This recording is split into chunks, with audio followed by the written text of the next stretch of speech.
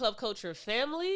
If you are on YouTube, make sure you like, comment, subscribe, and hit that bell. And if you're on your favorite streaming platform, thank you for tuning in. Today, I have a very special guest here with me today. I have my boy, Martelli. How you doing? MC, Mr. Crockett. For sure. Your last name is terrible. I just want to say that. It reminds me of slavery. It reminds me of like Aunt Jemima. Okay. It makes me think you're supposed to be on the bottle of something that reminds us of slavery. You know, Crockett is like a famous last name. Really? Yeah, I forgot what they famous for because it was some shit like that. See, if it's famous, that's because it came from white people. Yeah. Yeah. So. Yeah. All right. You know, shit happens. This is episode 20. Yeah. Yeah. Hey, I got a message real quick. Okay. For the people that view Club Culture. So 2 episodes ago, you said, I hope Marthel see this. I saw that shit. Yeah. And I want to clear the air. Okay. Eminem is not the best rapper alive. Okay. He's not. Okay. But y'all got to put some respect on my man Kung Fu Kenny, bro. Kung Fu Kenny. Kendrick Lamar. That's one of his like monikers type All right, shit. I wouldn't know that. Go ahead. But Kendrick Lamar, man, I think he doesn't have a lot of replayability. But on some songs, he does what you guys said he does. He say a bunch of shit that means nothing at the end of the day. Okay. He do. But it sound good on the way there. But he do have these songs like The Art of Peer Pressure and things like that, where he's actually talking about some meaningful stuff. So just go check that out. But he's also not the best rapper to ever rap. You know what I mean? Okay. But I just wanted to clear that up. Eminem definitely not. So are you saying you agree with Cal? That Kendrick Lamar says things that has no meaning sometimes? Yeah. Okay. Yeah. Well, Cal, if you tuning in to this episode, you have no opposition. But yeah, I remember your ass had showed me a Kendrick Lamar song in the car. That shit was trash. And you was really trying to convince me like, no. Like this is a beautiful ass song. The beat choice was terrible. Yeah. I know exactly which song it was. Because I started looking at the song different after you said somebody can go listen to it and tell us, hey man, this shit was bad. The song is Ignorance is Bliss. Okay. By Kendrick Lamar. Okay. Just that title alone, I feel like that's an easy flip for Kendrick to be like, hey, you didn't like it because you're ignorant. And you missed the message. Nah, that beat was thick as hell. It was bad. Once you pointed that out, I was like, yeah, I could see how this would never be on the radio. No. Yeah. I actually had a conversation with Cal about music, and he was basically talking about rapping and what is my criteria for why I think somebody's a good rapper. And I said that beat choice or beat selection is one of those things that I contribute to why I think you're a good rapper. Yeah. What do you think about the beat selection of a rapper? So there's this artist, his name is Mick Jenkins. I know him. And I love Mick Jenkins, right? But some of his beats, they just not it, bro. Like they just not it.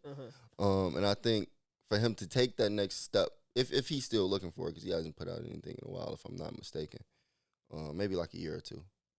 Actually, I think it was like a year or two. Okay. But to take that next step in his music, I think he has to have that marketability sound. Like I think if your goal is to be a big artist, like some people just want to make their bread and they just want to make their bread and they just want to do what they do and live their life and, sustain themselves. Okay, cool. But if you want to make it mainstream, you have to have some mainstream marketability. And certain beats just not going to get it done. Like boom bap not selling no more, bro. No, it is not. I'm just being honest. I think Cal was disagreeing with me because he's a rapper. And so he's like, no, just focus on the rap. Like, focus on my lyrics. That shouldn't matter. You as a consumer of rap. Yeah. How much does the beat matter to you for you to get the message? The bars, the similes, the hyperboles, all that shit that they doing. So it matters different with different artists. Okay. You know what I mean? So like with like a Lil Baby, right? I'm there Cause the beat sounded nice. Okay. You know what I mean? And then he do his thing. I'm not gonna take away from his lyrics, but we take a Lil Baby verse and drop it on an authentic hip hop beat. Motherfuckers gonna be like, bro, what is this? Okay. What are we listening to? You know what I mean? But you do the same thing with, let's say, like a J. Cole. You know what I mean? You could put him on the Lil Baby beat, or you could put him on the boom bap beat. You know what I mean? So I think it's different for different artists, but I think overall the artists that's making the most bread, they doing what kind of the industry is selling. Okay. You know what I mean? Okay. I think that, but to answer your question, I think it's kind of hard to just focus on the Lil Baby lyrics, and not attribute to the beat. And I think it's hard to do the same thing with the J. Cole. I think it's all a collective piece of art, so you have to consume it collectively. You can't just say, I'm gonna just listen to the lyrics and that's it, because the beat is there. It shapes it. You know what I mean? Yeah. That's why everybody was saying G Herbo off beat. We don't fuck with him because he off beat. Yeah. You know what I mean? So yeah, you gotta. All of it is collective. You consume it all. You can't choose what you're trying to consume out of it. I'm with you. Yeah. I'm with you. I ain't with Cal ass. Yeah, that's kind of you want me to forget the beat there, nigga? Like, just cut the beat. Just cut the beat. Acapella, my nigga. I mean, we're right here at music. I feel like we should go ahead and just stay here, and for sure. And let's dive into what I wanted to talk to you regarding music. So the last episode I had, we kind of dived into the question of, do you think that there is any reason, or if it's even true, if men support women in their arts, their creative spaces? If they rap, whatever men do you think men, if women were to do what men do you think men respect it? If not, why? Is there anything that lies between men and women doing the same activity or art? Are we talking about music still? Yeah, you could say music, because it could be anything, but like, I think that we could keep it at music. Okay.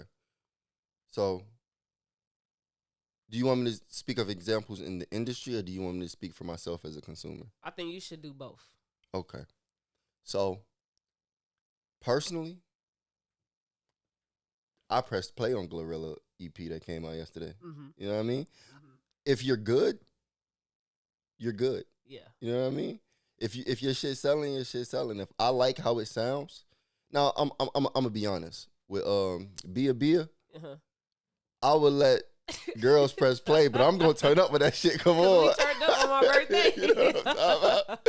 You know what I'm talking about? So I'm gonna let you press play, but when it come on, it's a whole lot of money in this motherfucker. You know what I'm talking about?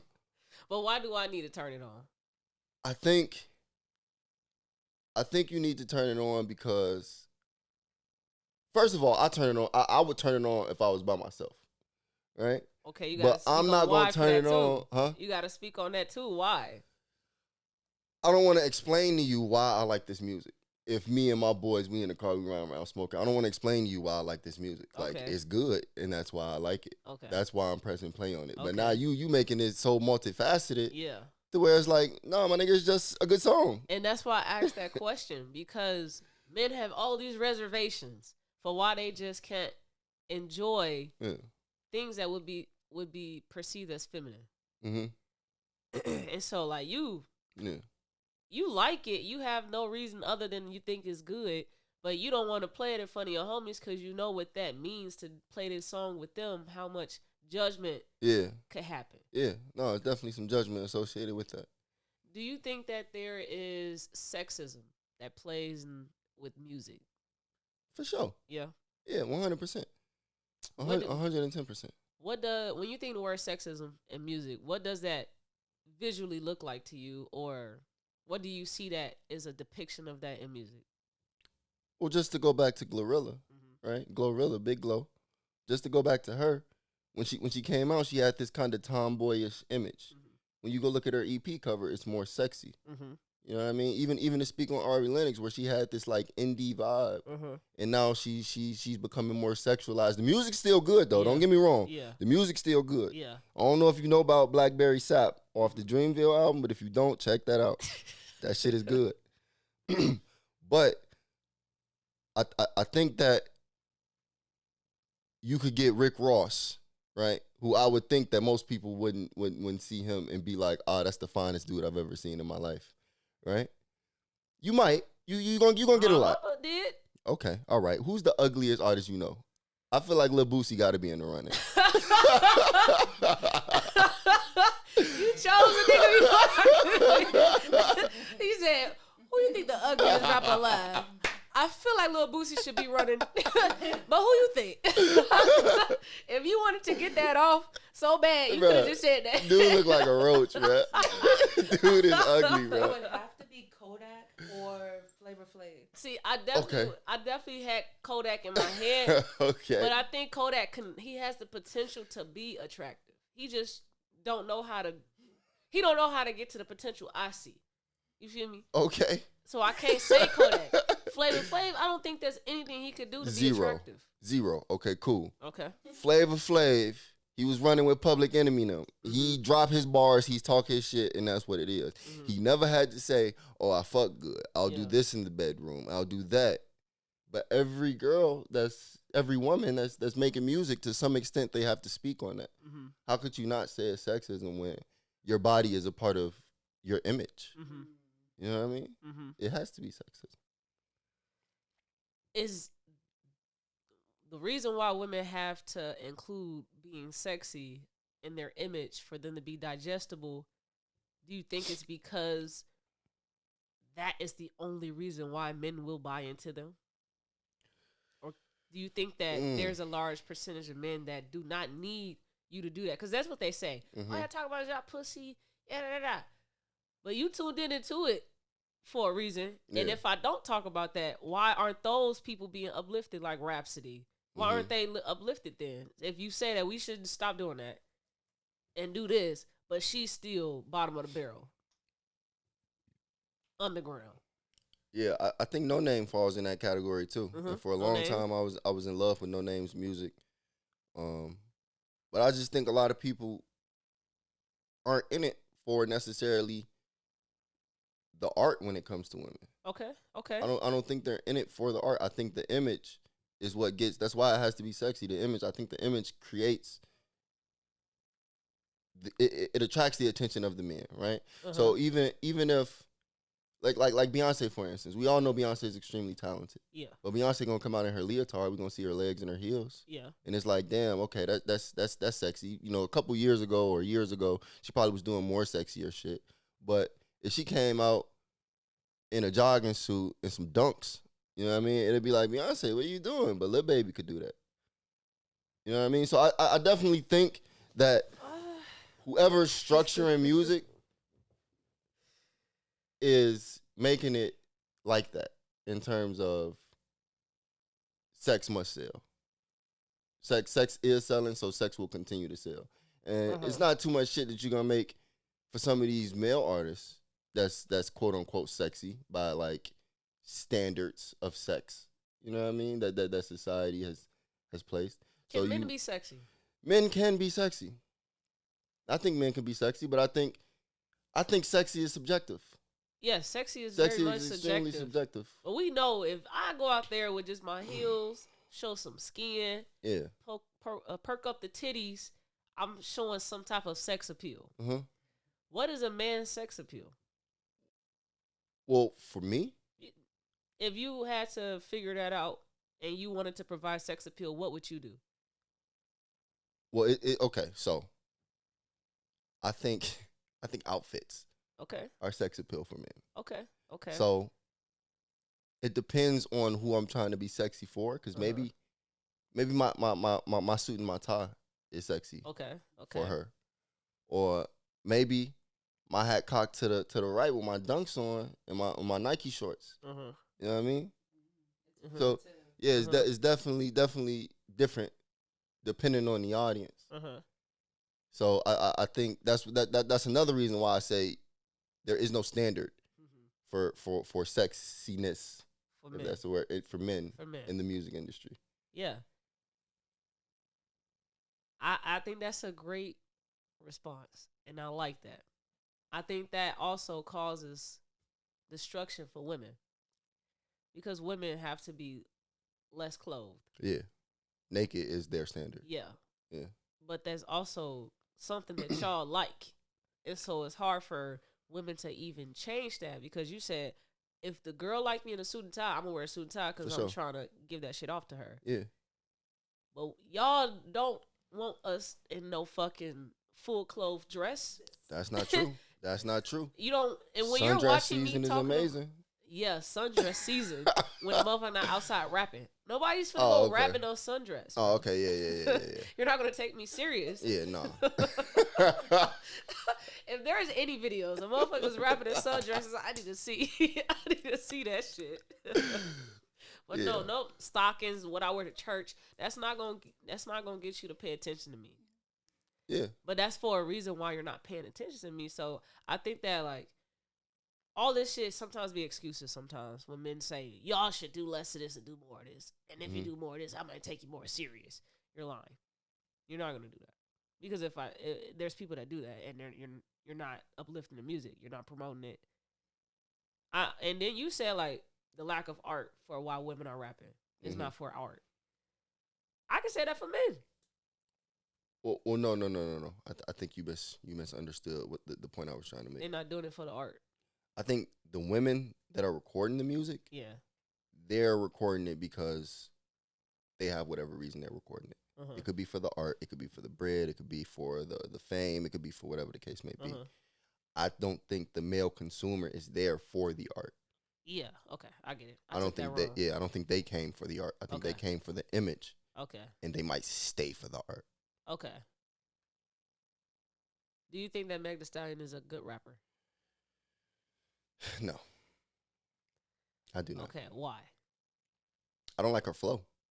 Okay, like it's not like because I just don't like her flow on a lot of songs. Like she has her big songs that are like catchy, right, in terms of chorus and hook. But that's the job of a chorus and hook. So if that's catchy, that's good. When we get into this verse, what you gonna say? How you gonna say it? And a lot of the time, she missed the mark for me. Are there, is that the only criteria that you have? Like, just because you don't like her flow, she's not a good rapper? It's like her actual lyrical content that she gives. Let's just say, hypothetically, it is a flow that you like. Now, is she a good rapper? Nah. And I'm comparing her to other female artists, like Cardi B. Cardi B put out an album, and she only put out one album, but I think it was called Invasion of Privacy. That shit was great. That shit was good. That was a great album. But Meg, I don't feel like Meg has given me an album that I press play on by myself. Okay. And that's why I say she's not good to me personally. Okay. Because it was just flow for me, so I'm just like, all right, if that's it. Yeah, no, it's flow. Yeah, it's mainly flow. I ain't gonna lie. It's mainly flow. I ain't even gonna hold you. That's shit plays a role, bro. People, they say that same thing, and so she gives us things that she feels like she's switching it up on the flow. But I'm like, I'm listening to what you're doing, and it's not so much her flow. It's like, I think it's a song building issue. I think her flow is fine. I think she can keep working on different ways on how to deliver the lyrics. But I think her song building is an issue because she's not progressing that and making it more advanced. I actually if you think she's good, because that was an easy choice to give. Like, she has a lot of controversy if she's a good rapper or not. She has great songs that are popular, but how good are those songs from years later when we ain't got TikTok to hype it up or exactly. Who else? Do you think that, I'm not even gonna put you in the heat on? Okay, have you heard a Lotto song? I'm not a very big fan of mulatto, so I can't name you a song besides Big Energy off the top of my head. Okay, I want to get your criteria for a good female rapper. So who's a good female rapper? I think Cardi B is a good female rapper for what's mainstream right now. I think at one point in time, Nicki Minaj was doing her thing, but she was kind of standalone, so she was kind of all we had. Okay. I think Glow. Okay. I think the City Girls had a couple good songs in my opinion. But yeah, one of my biggest pet peeves with rappers, and I'm even seeing the baby doing this now. Okay. I hate when in the beat you trying to fit in your sentence, so you got to speed it up real quick to get it all up in there. Like I hate when that happens. That's my issue with G Herbo. Meg the Stallion does it. The baby does it. Yeah. Like why y'all know that this don't sound good? Well, maybe they don't. I don't know if they know. I don't know. Maybe they don't, but it doesn't do it for me. Yeah. It doesn't. It's yeah. I don't who. It's somebody else that do that. Blueface. Bruh. This is me proving that I actually am trying to consume rap. Like I go and listen to motherfuckers because I like battle rap. I just don't like commercial rap. Who do you like from battle rap?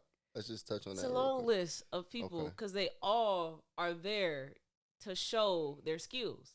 Like we ain't there to see if you can ride a beat. Like we just focus on the rap. Okay, yeah, nah, for sure. So I like everybody as long as you come and you do some shit that's impressive.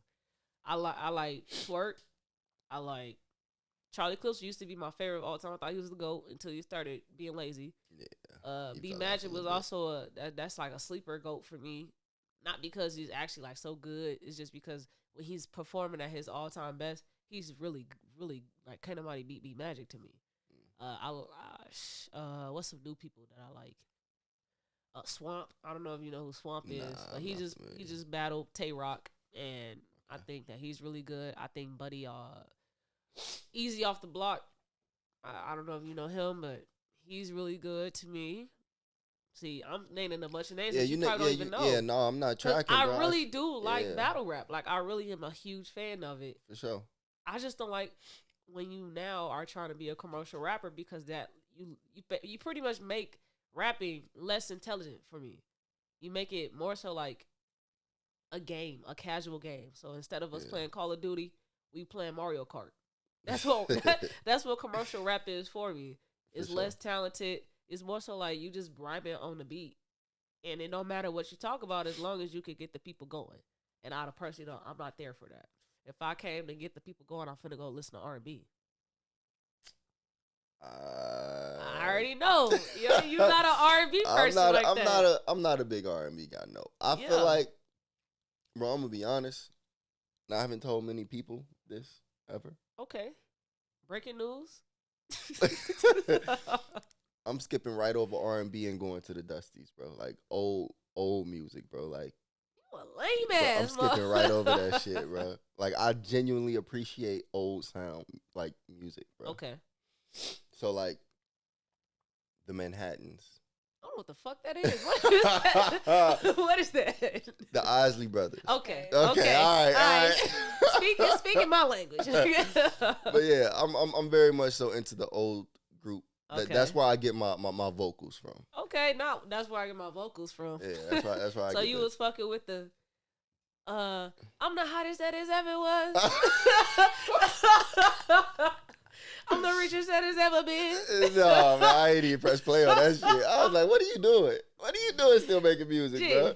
Come on, that's the shit I'm talking about. Yeah, commercial rap, that's it right there. That shit, yeah, that's bad. That was bad. That shit was bad, bro.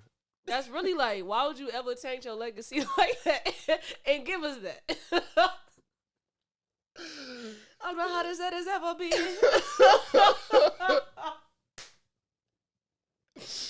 All right. That shit wild. We finna move on. So, oh my gosh. All right. How does music play? Do you think that music plays an influence on our community or just the culture alone? I think music is an extremely large part of our culture. In its totality, right? I think. Do you think that music has shaped our culture in any way? Not that's the reason why it is, but I'm saying has it played a part in shaping our culture? Yes. Okay. Yes, I think. So personally, I identify as black. I don't identify as African American. You want to say why? The reason why is because when you come from Africa and you gain citizenship in America, you're considered African American, right? Being black in America, you were born here. So we didn't have the same journey to America. So don't put us in the same category. Okay. Even though that's my brother, right? Yeah. That's we share the same bloodline. Yeah. You can't diminish our experiences. Okay. There has to be some sort of differentiation. Okay. So I identify as black, and I think a lot of black culture. Like I got a boy who's from Africa. He make beats now. He can't make you no hip hop beat. Okay. He's not gonna make you no because he got here in 2012. Yeah, I get where you going with this. Keep going. You know what I mean? Yeah. He got here in 2012. So black culture, music is such a large part of black culture, and has played a role in so many ideologies that we have. Like even now, even with drill music and the way that the city is and how it's spreading. Like it's going to New York and it's going to Florida and it's becoming this big thing, but it's becoming this big thing to black people. Yeah. Right? And then you got the people that's a part of that want to be a part of the culture, that admire the culture, that like it, right? But they're not necessarily a part of it in my opinion. Yeah. But music has shaped a ton of our values in the black community. Glad you said that. Let's get into the values. Okay. So starting this pod, I've been hearing a lot of conversations that saying like it's validated where I feel like culture is going to get to if our demographic, the younger people, if we consistently stay on this path of like if we stay on this path of wanting to change traditions to now be the traditions that we've grew up on, what they've taught us, religion, Christianity, holidays, all of this shit that we grew up doing, we are going in and dissecting between that shit and figure out what is problematic and what's not, and taking that out of our culture and now making that not be a tradition and replacing that with something that we would like to be traditional. Yeah. I feel like that's what we're doing right now and what we've been doing for some time. But if we continue to keep doing that, we're going to eventually get to a point where the culture will not be what we value right today. What music shows, the sex, it's not going to be that as much anymore. It's going to be more so, in my word, purposeful, more meaningful culture. I call it progressive culture because we're going to be like, what I feel like the Black Panther Party was, the Civil Rights Movement. We're not going to have a bunch of people out rioting and doing that shit, but it's more so like we've all more so intelligent, we're more educated, we're able to speak the same language as the greater community, and we're able to stand up for ourselves without having to do what they call us, which is savages and violent. We're not gonna have to do that as often because we're as educated, as eloquent as they are, and so we can just speak to them the same way that they spoke to our people when they brought us over, and we couldn't understand what the fuck they were saying. Right. We thought they was being kind, and they want to eat with us.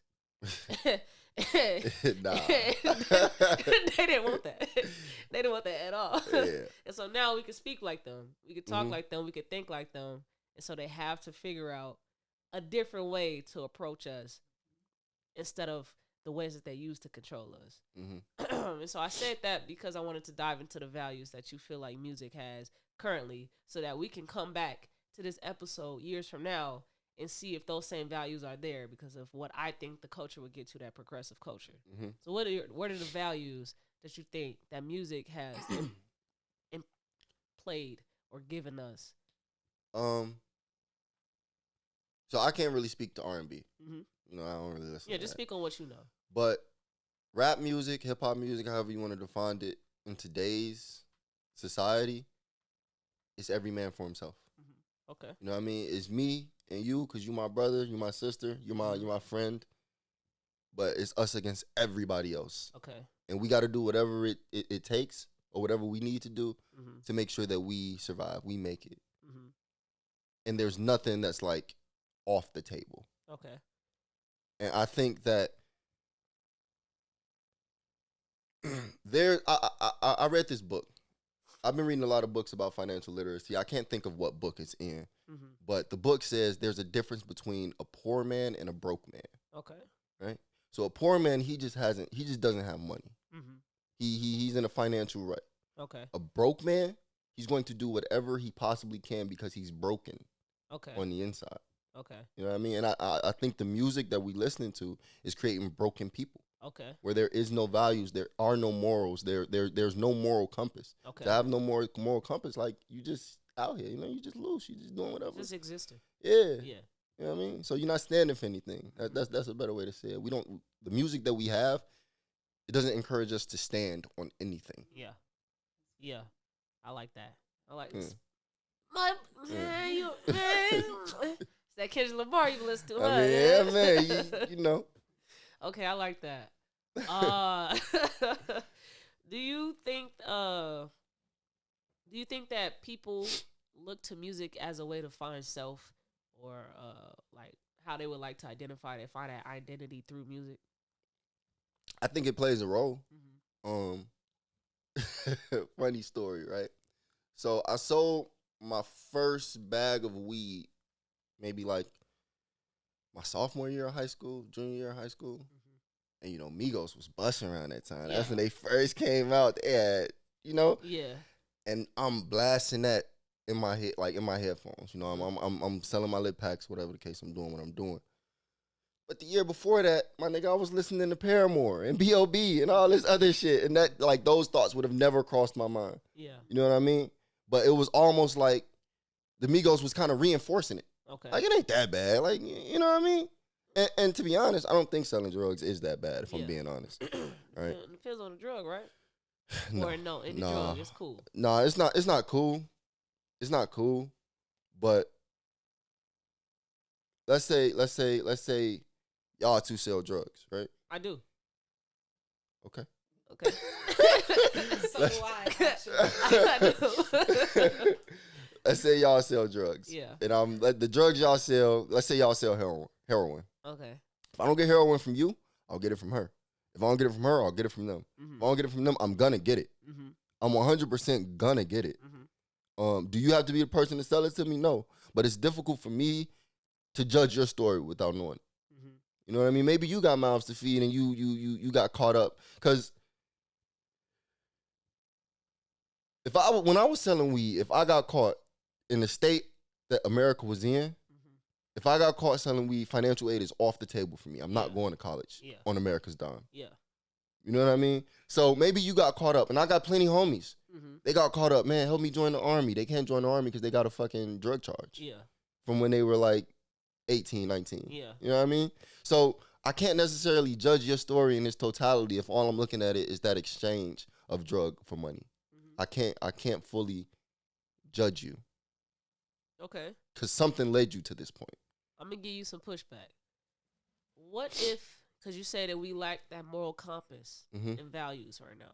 Yeah. So what if you selling drugs is destroying families and households? Your product is destroying families and households. Yeah. Is that lack of a moral compass because you're continuing to do this because you need to support your household, so you'll continue to keep destroying others by the hand of selling that product? You are destroying the household. I'm not mitigating that or diminishing that at all. What you're doing shouldn't be your goal forever. Okay. Right? If you got to get in and get out, because you have to feed your family at the end of the day. Okay. Right? I just had a kid. I'm going to do whatever it takes to feed my daughter. Okay. Right? I don't want my daughter to starve. Right? But in the same breath, if I call an Uber and you can't pick me up, the next Uber driver is going to pick me up. So that guy, whoever, that girl, whoever, they're going to get high that day. That's just the reality of it, right? Yeah. And let's say all black people stop selling drugs and we all like eradicate that 100% out of our communities. Uh-huh. It's still going to come in. Yeah. It's still going to be easily accessible. Okay, now that 5-minute drive is turned into a 10-minute drive because now we got to go across Cicero. And you get what I'm saying? Yeah. It's still always going to be a problem. That don't mean that you have to be a part of the problem. Yeah, no, I get that. I understand that. If they say that they strategically put crack cocaine in our neighborhoods to get us on that shit and continue to fuck us up and control us, why did we turn around and become dealers of that same drug.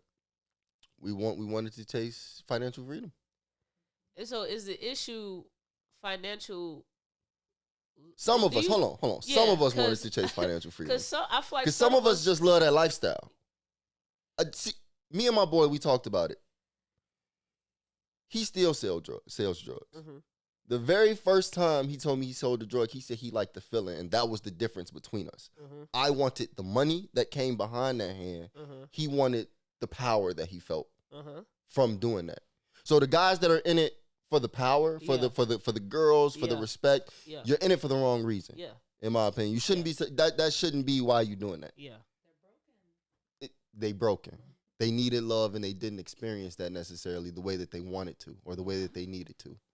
Right? But for the guy that loves his mom but watches her struggle every day to put food in the kitchen and then goes to school and get made fun of because his clothes is dirty because mom was at work all day and she just can't afford that extra. You know what I mean? I get it. How could I tell you wrong and you trying to help your mom? How could I say that? I mean, you could say you're wrong and you're right in the same way. Like your okay, but that's not saying you 100% wrong though. If I say you wrong and you right, you have some sort of validation somewhere in there. I can say your actions is wrong, but your reasons for it is right. Okay, I could get behind that. You're still wrong. Yeah, I could get behind that. The action of selling drugs is incorrect, but the reason sometimes can be validated. What I can say is selling weed should never have been a crime. Oh, no, I agree 110%. So anybody that has ever sold drugs, you were never wrong. I would say that. Well, no, you can't say anybody who's ever sold drugs was never wrong. Because we had this conversation in college where Yeah. I said that selling drugs is a crime. And you said it's a victimless crime, and I disagree with you. It is a victimless crime. And I still disagree with you. It's a victimless crime. I still disagree with you. I can't get weed from Tamaya, I'm going to go get it from the next motherfucker. I know, and there's still victims being affected by this. Okay, if we get past weed, you still kind of got some victims, but okay, so I guess you could say those people are victimized in terms of we are preying on their sickness, because essentially being addicted to a hardcore drug, in my opinion, is a sickness. Okay, right? You could say it's like that. Mm-hmm. You could shape it like that. But one of the things that I've been taking a deeper notice in is perspective. Okay. Right? Perspective in life in general. Okay. Right? So if you want to talk about Big Pharma and how they're making around $250 billion on cancer treatments, even though we probably have a cure at this point. Yeah. Right? We really gonna penalize my man for making a few $1,000s selling coke? We really gonna penalize him to that degree?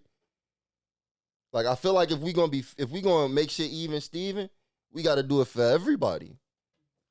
We can't let them take advantage of us and then say, no, black man, you super duper wrong because you also doing it. Like, nah, bro, keep that shit even Steven. If bro gonna charge my grandma whatever he gonna charge my grandma so she can get her cancer treatment, then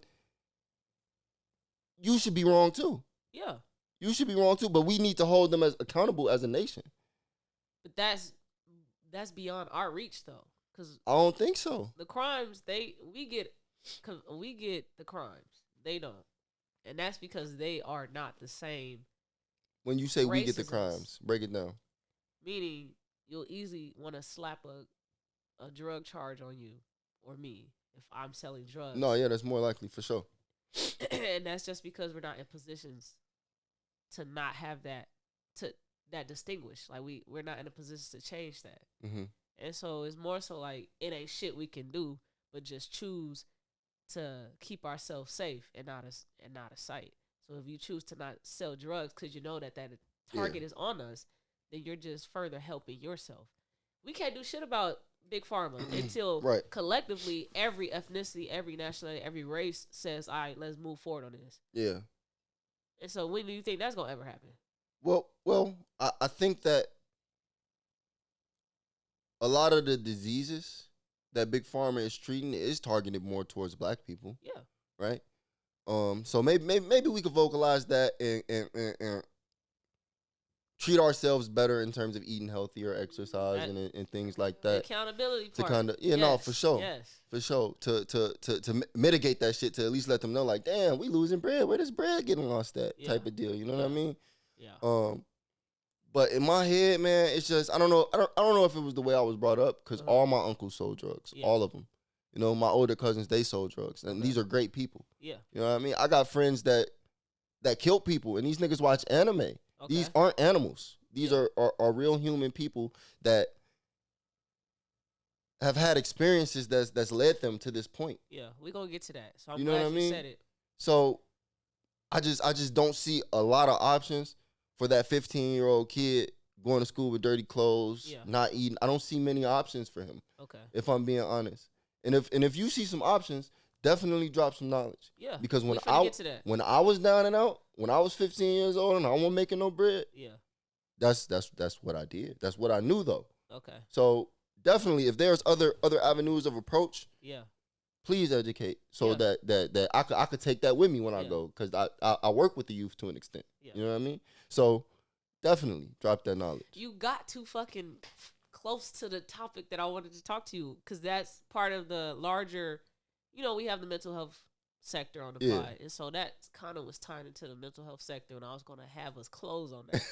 So we can definitely look back. We got to do it now. You ready to fuck? I'm gonna forget about it, because that was a good legway into that part.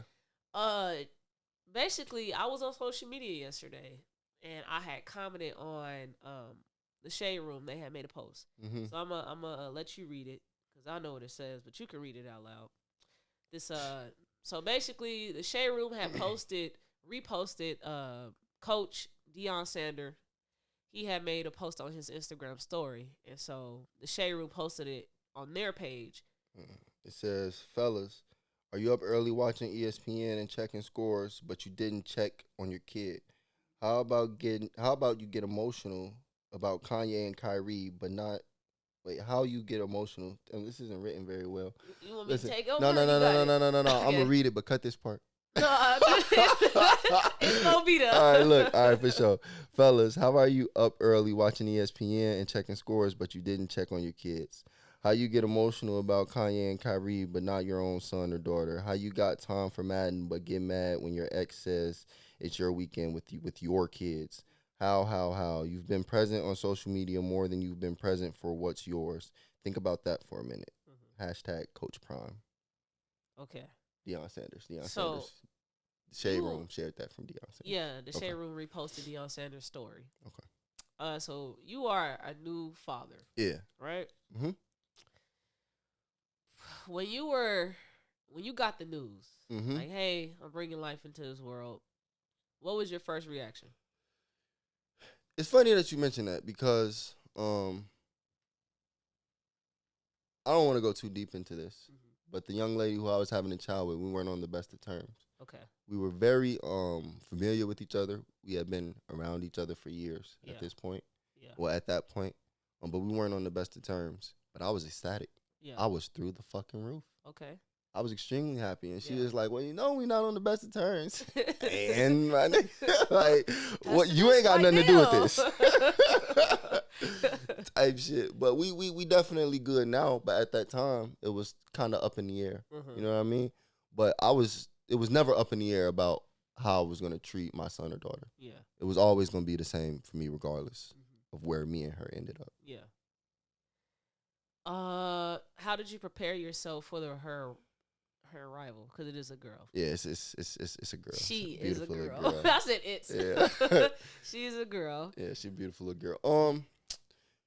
In terms of preparing for her arrival, bruh, I talked to people, and this is what I've gathered, right? So, one of the things that her mom and I really wanted was to not raise our daughter in the hood. Okay. Right? And I wanted that, but I know that's not necessarily a necessity, because there's a lesson in everything around you. Okay. Right? So even though that guy right there, he's not doing positive things, there's a positive lesson to be taught behind him. Yes. You know what I mean? Yes. And I think just trying to understand the world. Like, no matter how many books, how many videos, no matter how many anything you read about parenting, you're not gonna be prepared. Cause shorty gonna start crying, you're not gonna know what to do. Right? That's just reality. You're That's gonna just forget everything you done read. exactly. Yeah. That's just the reality of it. Yeah. But I think just trying to understand what's going on around you and trying to feed, because you're gonna learn throughout that process. You're gonna learn about yourself. You're gonna learn about your kid. You're gonna learn a lot. So all the learning isn't done at the beginning. All the preparation isn't done. Like, you don't prepare and then, all right, I'm ready. Like, nah, it's still shit is gonna come out of left field.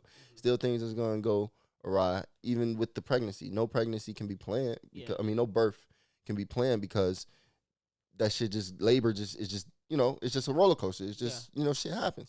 So there is no preparation. You just gotta be mentally and emotionally and physically stable. Okay. You just have to be stable. You got to be the legs under her to, well, in this case, under your seed, but in my case, under my daughter, so that she has the opportunity to grow. I have to ground her so that she can grow. What do you think is going to be your approach with parenting? You know, they call it gentle parenting now. Yeah. Strict parenting is the past. Yeah. What do you think is your method that you're going to try first? I think that I'm going to struggle with being a disciplinarian. Okay. Right? I think I'm gonna struggle with that a lot because I don't know. It's just difficult for me to tell people no in general. Like, if I can, my motto is, if I can help you, then I should help you. Okay. Because if you can help me, I will want you to. You know what I mean? If I can help, then I should. Yeah. And if my daughter wants something, I can get it, my nigga. But I've been trying to find ways around that. So one of the workarounds I found around that, you take the kid into the store, and the kid's like, oh, I want that, I want that, I want that. All right, phone them, look, let's take a picture of it for Santa. So then when Tamaya, hey, what can I get my niece for her birthday or for Christmas or for whatever the case may be? Here's a ton of pictures of shit that she wants. You know what I mean? So that's definitely one of the ways of approach. But I really want to be a gentle parent, but I just know, like, shit doesn't always go as planned. But my goal is to be as gentle with her so that she can feel comfortable and be as open with me as possible, because a lot of parents get out of touch with their kids and they don't even know it. They don't even know that their kid is into this type of stuff. Yeah. You know what I mean? And I just want her to be able to come to me and tell me anything. Yeah. Come to me and be able to tell me anything. Like, if you getting drunk, come to me and tell me. If you smoking weed, come to me and tell me. If you failing 4 classes, we got a problem, but come to me and tell me. Yeah. Because some shit got to change. Yeah. But come to me and talk. I need you to talk to me. I want to be able to communicate with you. Yeah. I love that. What is your depiction of gentle parenting though? Like, what do you feel like that is going to be for you? Because we could just say it, but what exactly would that look like? So at what age? What age are we? I'm gonna say the age where they can understand concepts and they can talk. So 4 or 5 type of deal. 4 or 5 and up. Okay. So gentle parenting to me is you understanding that I am your parent and that there are certain things that you just can't do, and I'll explain to you why you can't do them, right? And if we need to have a conversation about that in depth, we can. Yeah. Right? Exactly. And if we need to have a conversation about that in depth, then we can. I think the biggest part of gentle parenting for me is explanation. Because that's a lot of the stuff that I didn't get when I was a kid. Like, it would just be like, nah, because I'm the adult. Yeah. But I want you to understand that I'm the adult though. Yeah. Right? I want you to understand that you can't drive a car because your feet can't hit the pedals, and you're not fully developed. You're not gonna make the most accurate decisions. Yeah. Right. It's certain things you just can't do. Yeah. Right. But taking the time to explain why is my take on gentle parenting. It's crazy that they label that gentle parenting, because that's not something we just want to call it. We just feel like that should be what parenting is. Yeah. But I saw that on Facebook. It's like, so parents, can we get back to being strict? Yeah, no. First of all, it wasn't strict. That wasn't it either. Yeah. It was abusive. It definitely was. Yeah. It definitely was. I want to get back to why I had you read Deon Sanders' story. And so I'm going to read it again just in case you all forgot it while we were talking, but that was for a reason. Okay. Deon Sanders said, fellas, how are you up early watching ESPN and checking scores, but you haven't checked on your kids?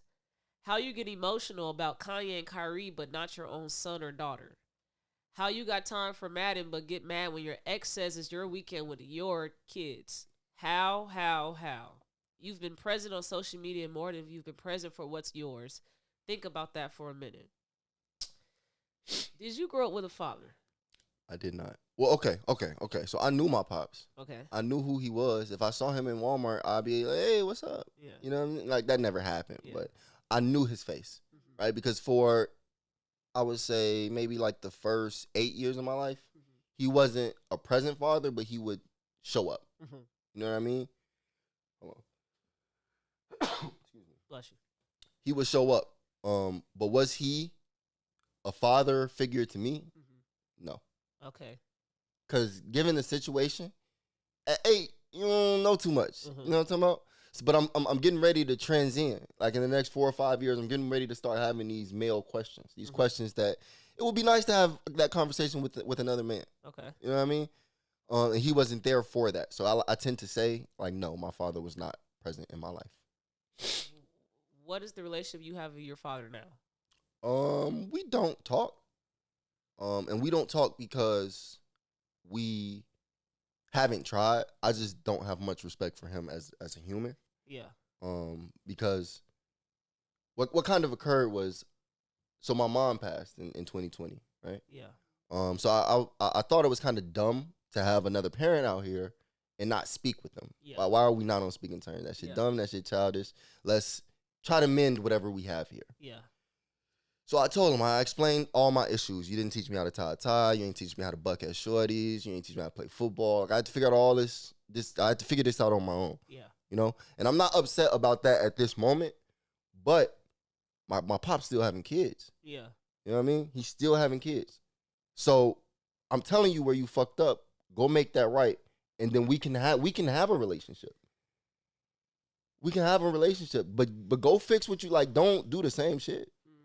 And I was communicating primarily through text. I'm a text type of motherfucker. I don't like being on the phone all day. Okay. And he told me he liked being on the phone all day. So I stepped out of my comfort zone to call him. Yeah, meet you where you at. Yeah, to meet you where you at. And he answered the phone maybe once or twice. Okay.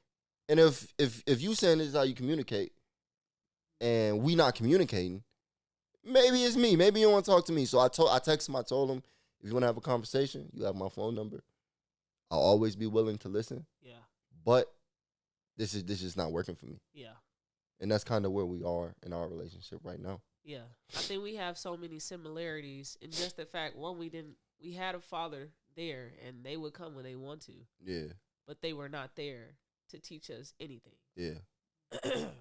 And what you just said is so powerful because that's always been my reason for why I do not have a relationship with my father. Because it's a difference between an excuse and a reason. Yeah. Excuses, you avoiding consequences. I think a reason is when you've accepted your decision to do something and you accepted the consequences that come behind that. And so I willingly and consciously choose to not have a relationship with my father. The reason behind it is because he is not posing growth. He has kids, multiple kids. I'm the oldest of all his kids. And he probably treats them worse than he treats me. That's tough. And we don't talk at all. But he says things to them, and it's terrible. And I don't stand behind that. And so because I know that you want to have this relationship with your oldest and you see so much of you and me, I'm not going to give you that because you need to do right by them when they need you more than I do. Yeah. So what you said is very powerful. And I wanted to know if you either have a reason or if you think that your reason for why you do not currently have a relationship with your dad is a reason or excuse. I think it's a reason or excuse on his behalf. Your behalf. On my behalf? Yeah. I think it's a very valid reason. Okay. As to why I don't want to relate. Well, it's not even that I don't want a relationship with him because if he reached out, I would still see what's there. Yeah. You know what I mean? But I think that your actions can't be excused. I can't let you just continue to get away with this. Yeah. Like, because you know we not cool. Yeah. Like it's not like this is breaking news or a secret, my nigga. I'm your oldest son and I don't fuck with you. Yeah. And you know it. Yeah. And you're not doing anything different with your kids now. Yeah. To make sure that doesn't happen again. Yeah. So my nigga, you just out here loose, bro. You just having these kids and what are you doing? Yeah. What are you doing, bro? It's not excusable. You can't forgive that. That can't be an excuse. Okay. That has to be a valid reason, I think, in anybody's eyes. So back to Deon Sanders' post. What do you think is the disconnect in just black men? Because this is a men issue of why they're not taking care of their responsibilities of the life that they bring. This is a man issue, but I want to talk about from the black man's view. Why do you think are the reasons or excuse? Because I want you to distinguish between if you think it's a reason or if you think an excuse for why they are obsolete from the households. They don't have to be with the parent person, but at least in the household for the child. In the household, define not being with. Okay. So if you're not in the household, you're saying like be there to like pick them up from practice and do. Okay. We on now with that. I don't see a good reason for why black men aren't in the household. Okay. Right? I know it's a multifaceted. It's deep. I know it's thick. We're gonna right? get to that. In terms of finance, right? In terms of fear, at one point I was scared. Yeah. Right? When she started getting big, I was like, holy shit, it's a baby in this motherfucker. Like, goddamn. You know what I mean? So I think fear plays a role. I think finances plays a role. I think lack of understanding of sex, that plays a role, right? Okay. Because sometimes, you having sex and you're young. And then that goes back to fear. Like, my nigga, I'm 19. I'm a kid my damn self. Yeah. You know what I mean? I think it's very, very deep. But I also think there's no good reason as to why you can't try. Yeah. I think that even if my pops was flat broke and he tried, I would know he was trying. Yeah. You know what I mean? I watched, I forgot. It was on TikTok. I forgot the name of the podcast, but on the podcast, my man's was like, he was popped. He was fucked up, popped and panicking, nothing to his name. So his baby moms, because they weren't together, would send his daughter with food so she can spend time with her father. Like, just be there. Like, you don't necessarily have to provide anything. Yeah. Just be there. Yeah. And I think people don't understand how impactful that is just to be there. Just to know you got somebody in your corner and that's going to say, I love you, and that's going to do this, and that's going to do that. Even if it's not financial. You know what I mean? So, I think just being there is the way to go about that, to mitigate whatever issues you may have. Yeah. I think that's the bare minimum. Yeah. Is to just be there. Yeah.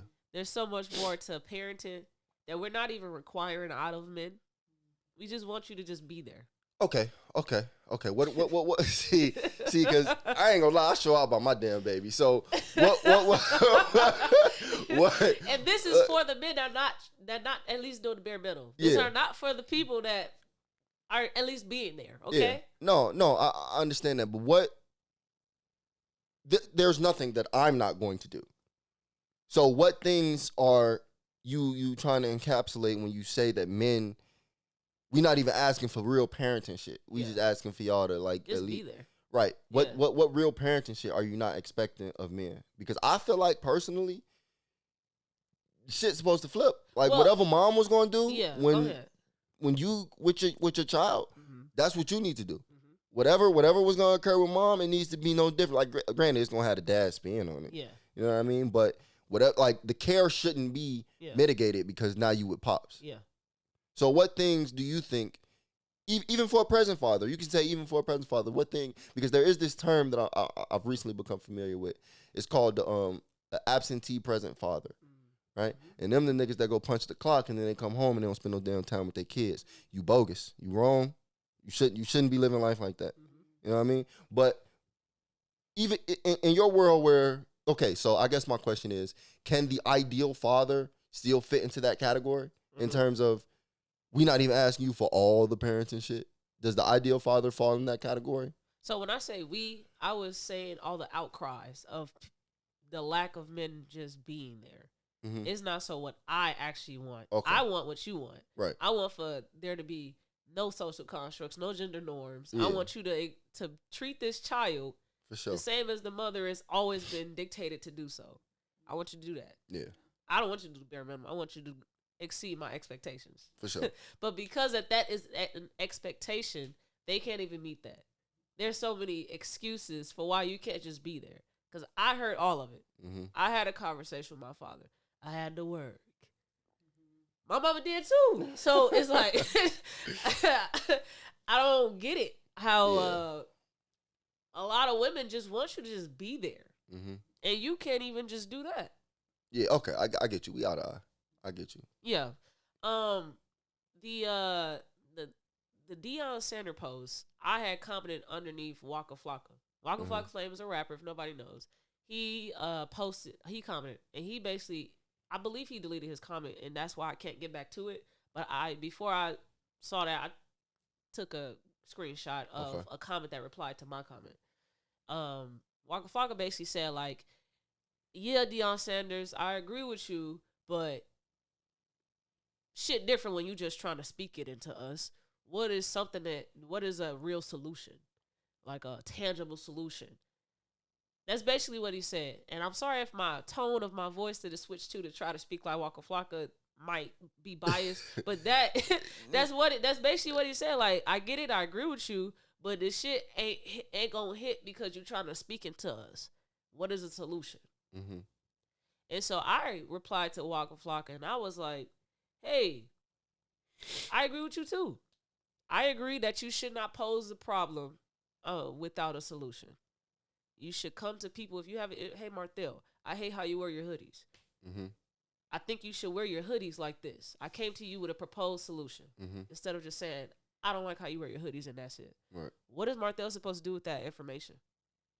You did not come with an actual solution to that problem. You just gave him a problem. So he has to figure it out. And that solution might not be a adequate enough solution for you because he don't know exactly why the fuck you gave him this problem. Because he's okay with his hoodie and how he wears it. And so men, they're okay with not taking care of their responsibilities because women are giving them, I don't think women, but like the world, their environment, all the other factors that contribute to why there are not men in the households being adequate parents. They've never given a solution. Mm-hmm. And that solution is what I asked Waka Flocka. I commented, I basically asked him, I agree with you, but what solution do you have? Because you asked Coach Sanders what is he should give a solution. You give one too. And so then someone replied to my comment, and they said something that I've been pondering on all my life. Okay, They said most black people inherited a whole lot of trauma. As if all this shit done to us and continue to be done to us is healthy. Mm-hmm. You can't heal the wound to become healthy and accountable if the world continues to yank a day-old scab off as soon as it comes. We are tired. Allow us to flourish without pain being attached to it. When you hear somebody say that, what is your interpretation of that? How does that make you feel?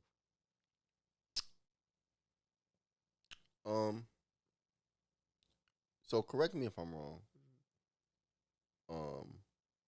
Well, you're asking for my interpretation. Yeah. Can I see it? Yeah. But to me, it kind of sounds like they're just saying, shit happens. We gotta move. We gotta heal from it. We gotta move around and move forward. And that's not necessarily always the truth or the easiest way to go about it, right? I think accountability plays a big role in how we move forward as a community, as a people. I think that ultimately, yes, we have to get past our traumas, right? We have to. Yes, we do. Yeah. Right. You're right. Through is a much better word. We have to get through our traumas. We're already past it. Yeah. That's the problem. Yeah. We got to work through it. We got to understand why. For sure. Preach, Kamisha. Yeah. No, she's right though. Yeah, she's right. She's right, man. Yeah. And my psychology isn't showing right now. It's cool, because G. she's right. She's 100% right. We have to work through these things. Yeah. Right. And you don't work through anything by repression. You can't just forget it. Suppression too. Yeah. You can't just do that. Yeah. in order to not do that, we have to hold one another accountable. But I'm gonna read this comment again. Yeah.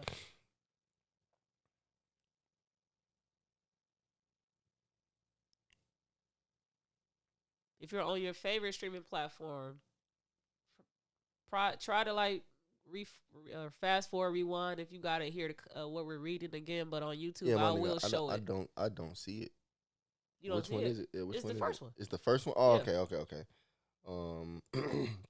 Most black people inherit a whole lot of trauma, all as if all of this shit done to us and continue to be done to us is healthy. You can't heal the wound to become healthy and accountable if the world continues to yank a day-old scab off of it as soon as it comes. We are tired. Allow us to flourish without pain being attached to it. Yeah, no, I agree with that. When a person is flourishing and doing good, Yeah. don't mitigate their accomplishments by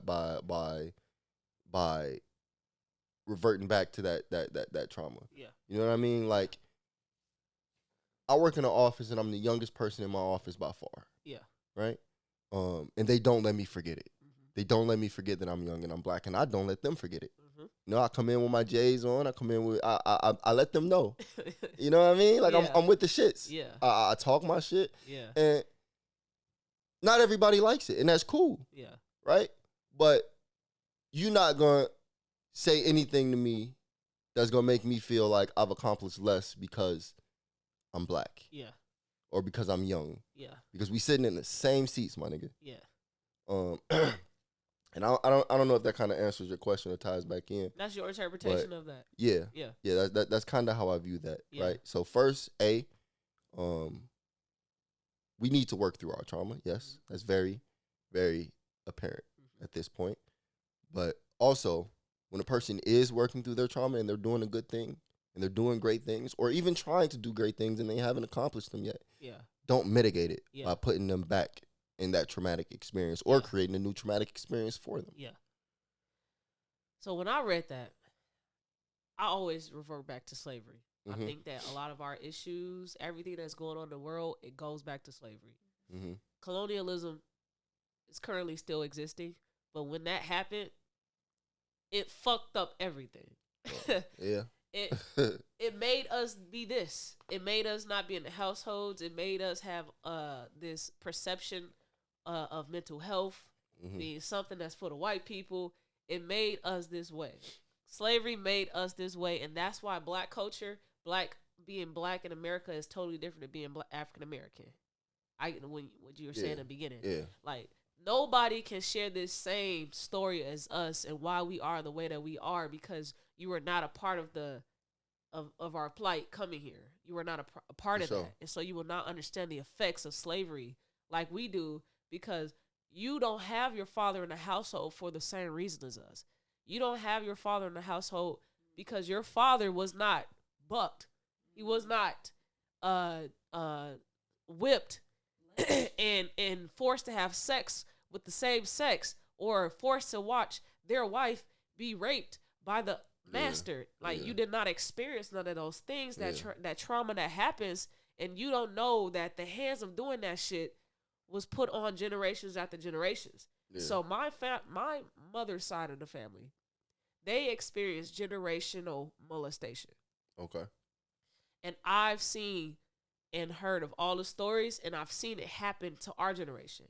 And so I learned very early on the effects of slavery, and I was able to trace that back to that because I went through the cycles of American system of education, but I reached out of it and did my own research. And so I brought that same research back on into my environment so that I can help my people break away from the effects of slavery.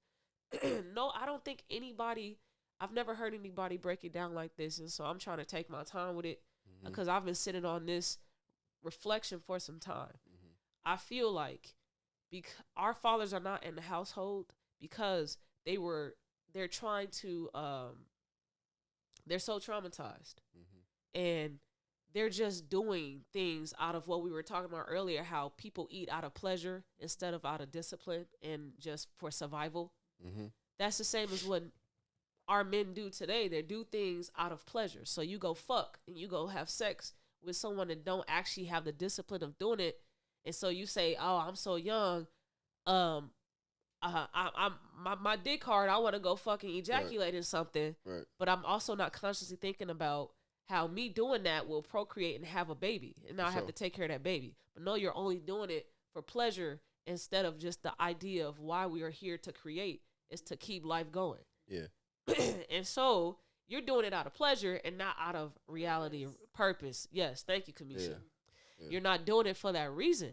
So you continue in this cycle and never just saying like, hey, I know myself, I'm not ready to have a child.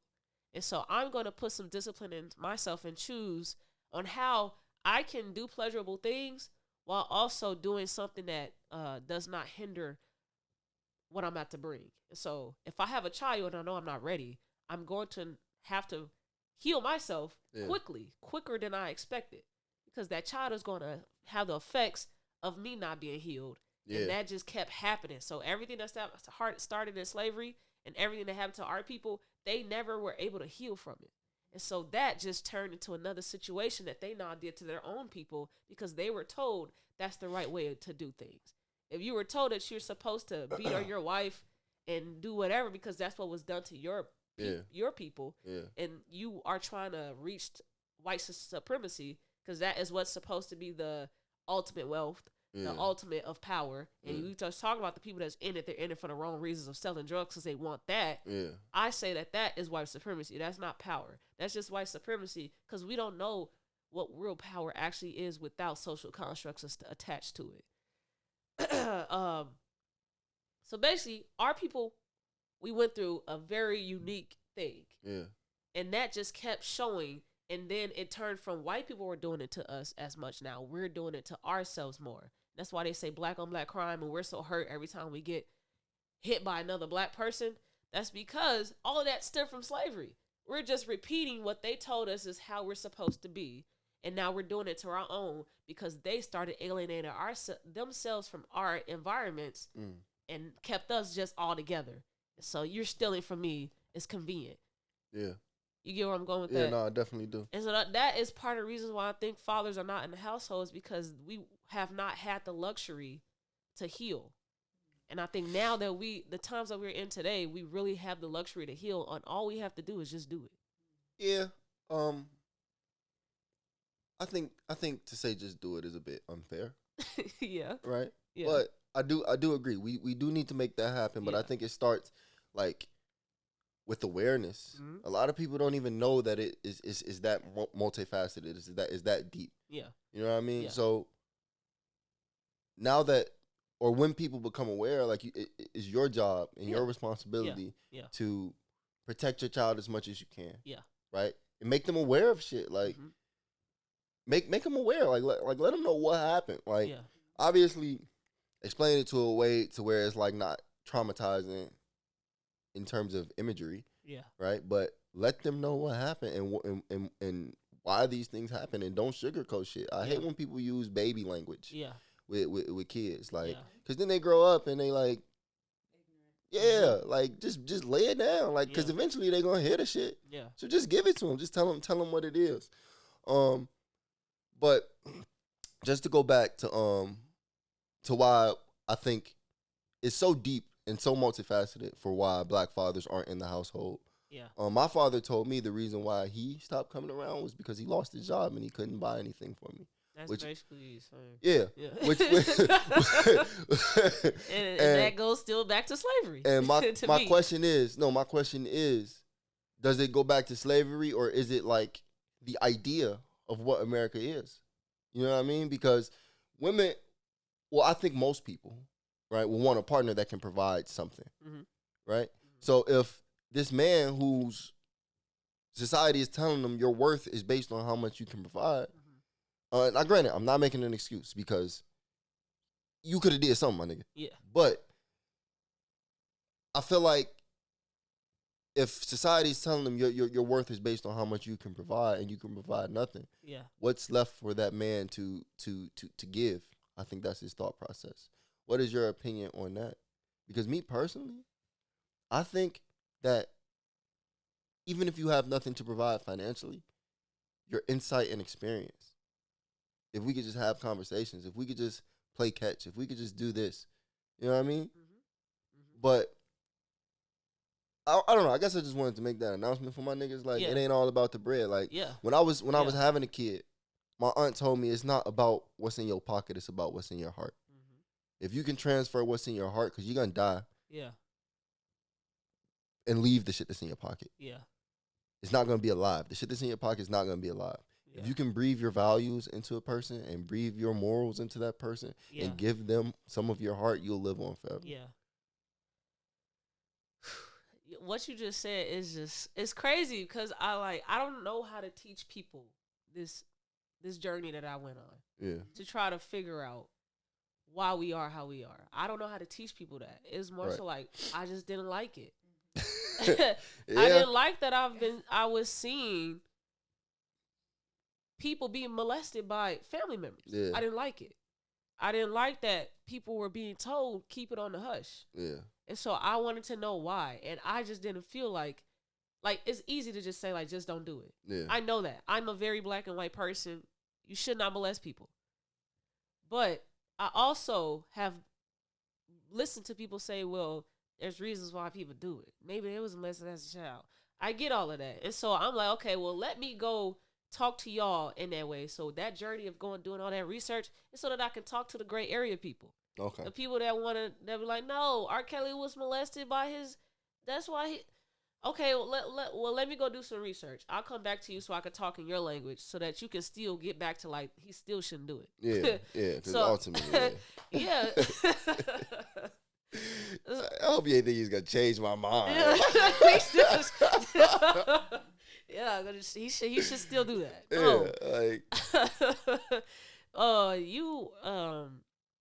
You said something great because I feel like I was talking to my counselor and I told her I think I have a divine purpose, and that divine purpose is to help people find their purpose. And because I have the ability to retain information and process it differently than a lot of people, I think that is what my divine gift is. Like people say, oh, you're such a great basketball player. You're so smart. I think that all is a part of my divine purpose. Me being able to be so good at things, it's not just because God wanted to, like, I think that all that is to lead me to this point. Because basketball led me to Dominican. Dominican led me to having that search of wanting to figure out the depths of slavery. And Dominican led me to now this podcast, I believe. Like, everything was just mapped out for me to be like this. And I think that because our people are so lazy, they don't want to go do the work. They don't want to research. They've been shared so much shit about Kanye and Kyrie Irving, but have not picked up the book yet. Ross the doc. Or even the 4 interviews for that matter. Yes. Yes. They put us here for a reason. The people that actually care to do the research, that actually go not listen to what people want us to be or what they tell us to be, we go figure it out. I think that we all have a very unique purpose, and we have to keep stepping into it and not let the lazy people discourage us. Like, we have to not baby talk them, but give them that information. Because if we don't, we're not going to get to that progressive culture as fast as I would like for us to get to. And because you said, like, you got the information, Tamaya. How can we get other people don't have that information, and they, quite frankly, don't care about it. And so my search now, my purpose now is just trying to figure out how can I relay this message to those people that don't care about it, and then they start to care about it. Just being authentic. When you're real, they gotta feel it. I started this podcast for one of those reasons. Yeah. I also think that there's some horses that's not gonna drink the water, no matter how cold or how clean or you know what I mean? And that irritates me because I want you to be on this side of the fence. You know what I mean? I want you to know, like, I was talking to this guy. We're both in the Army. We're both black. Right? We both had similar experiences in terms of when it came time to be promoted. Right? And we weren't promoted, and instead a less qualified Caucasian person was promoted in both instances. Right? So we've seen, in my opinion, what is racism. in our face. Yeah. And he still wouldn't be willing to watch that Kyrie Irving documentary. The documentary that Kyrie Irving shared. Okay, Let me not even phrase it like that. Yeah. That the documentary that Kyrie Irving shared. Yeah. Things called Hebrews to Negroes. Hebrews to Negroes. Yeah. He was still not open to it. I said, my mans, I'll buy it and give you the login. Yeah. Just watch it. Just give me. You play the game, bro. Just spend an hour. Watch it for an hour, even if you don't play the game for 3 hours. Yeah. Watch it for an hour, and if you're just not interested in anything it's saying at all, stop. Yeah. At least I know you tried. My man just wasn't willing to try, and that's what frustrates me. Yeah. That's what frustrates me. I tell my boys, I'm like, hey man, let's just boycott the NBA for all of November. Yeah. Let's just boycott, like not consume any NBA stuff. Yeah. My man say, shit, I'm gonna watch the Bulls. Yeah. You know what I'm talking about? Yeah. Like, my nigga, why can't we do these things? Yeah. Why can't we do this? Why can't we come together? Why can't we show some form of unity? Of unity, some form of it. Yeah. That's what frustrates me about our people, about our community. Yeah. I'm with you on that. I actually have some facts, some statistics ever since Kyrie posted the doc. This is just an indicator of that progressive culture happening, and you just got to pay attention. Before I read the stats, I want to actually share Kyrie's posted. He was on his Instagram Live, I believe, and he was speaking. I don't know how recent this was, but I saw this on TikTok, and so I wanted to share it just to add on to our conversation today for you to listen to. And this will be posted on the pod, so I just want Martell to tune into it first. It's dying. It's dying. Old ways of living, the old ways of doing things. It's not gonna last for too much longer. I'm saying this to y'all specifically because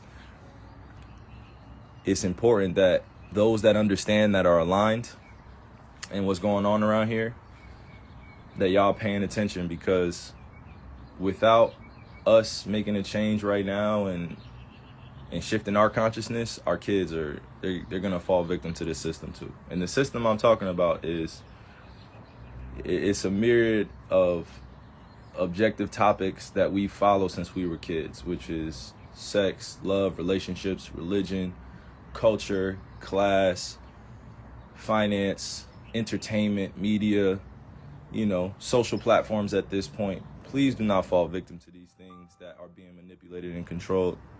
Please do not. Please do not. We have so many truth tellers out here that are doing the right things,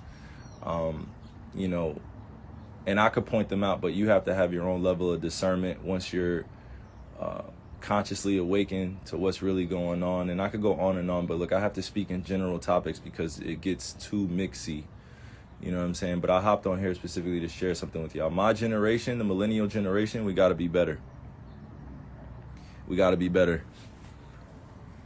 My millennial generation, we got to be better. We know too much of the truth, and sometimes that will put us in places where we're fearful or we have anxiety.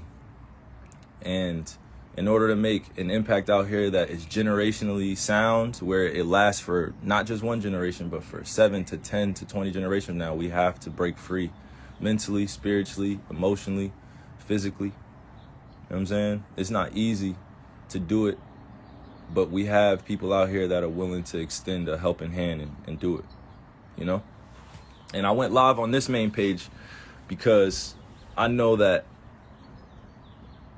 some people are going to take this as, oh man, this guy's, what is he talking about now? This guy thinks and it's like, it's not even about that. I don't even have energy to give that to give to that today, or any point in my life. But I will tell you this, we got to be better. We have to protect our youth. We have to protect our ways of life.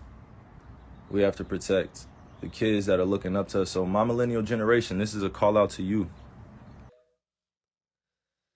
Yeah.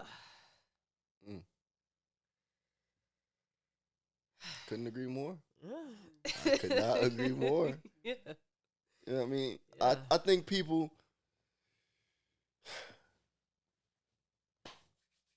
there's never going to be a person you agree with everything that they say. There's never going to be one. You're never going to agree. Your favorite person in the world is going to say some shit sometimes, and it's not you're going to disagree with it. people are holding on to the fact that my man think the earth is flat and saying everything else he gotta say is invalid. Yeah. Like, that's the most ridiculous stuff Mm-hmm. I've ever heard in my life. But I think what he was articulating there, he articulated it very well. He even touched on anxiety. Anxiety runs rampant through our generation. Yeah. It does. Yeah. And we can't ask other niggas to change shit for us. We can't ask the generation before us to change shit for us. They part of the reason we like this. Mm-hmm. You know what I mean? Mm-hmm. We have to, again, hold each other accountable. Yeah. Be that leg for motherfuckers to lean on. Yeah. Check in with your boys. Check in with your friends. Check in with your homegirls, your XYZ, your brother, your sister. Yeah. Because we have to do it together. In my opinion, everybody needs everybody. Yeah. Everybody needs everybody, bro. We all need each other. Yeah. I think I definitely said on the pod before. Right now, the way that the world is, you gotta be there for yourself. Like, there's not much help you can give other people right now currently. But that doesn't mean that I do not want for people to have community. That just means that I kind of disagree. that you could disagree and you could explain why. Yeah. I just wanted to, because I like that you said that we can't do this alone. Yeah. And at the moment when I said that, that's because I was thinking about like how there's a lack of jobs right now. Mm-hmm. We are in a recession without them actually labeling it. Yeah, they ain't said it yet. Ain't nobody said it's a recession. It's a fucking recession. Yeah. We are in a recession. We racial discrimination is at an all-time high for people to get jobs, in my opinion. Yeah. And so I said that you need to be by yourself because this right now, our problems that we're facing is different. Your problems that you got in your life is not the same as mine. Right. And you can like be there and talk to me, but that's still not gonna help my problems because I need a job right now. I need to pay for my bills. Yeah. And so that problem is something about I have to figure out on my own. And there's not much that people can do right now currently to help that. Yeah, if you popped and panicking financially, then I mean you got to change that for yourself. Yeah. But if you need some emotional support, Yeah. if you need some a motherfucker to tell you doing a good job, right? I can be that. Yeah. I can do that. Yeah. You feel me? I could be that for a person. Yeah. It's all tied together. Yeah. If you're having an issue financially, there's something going on emotionally. Yeah. There's an imbalance somewhere. It's all tied together. Yeah. You rarely see a person, a happy person, genuinely happy person broke. Mm-hmm. Yeah. That's interesting. That's very interesting. I think that's true too, though. I think that's true, because when you happy, you just, I don't know. It's like I can't necessarily articulate why I agree with that, but I agree with that. Like I think everything is balanced. There's a balance to everything in life. I think that balance is what contributes to happiness. Yes. Mm-hmm. I think that's the Without wraparound. balance, you have to have balance, because without balance, you don't have peace. Yeah. When you don't have peace, you popped and panicking.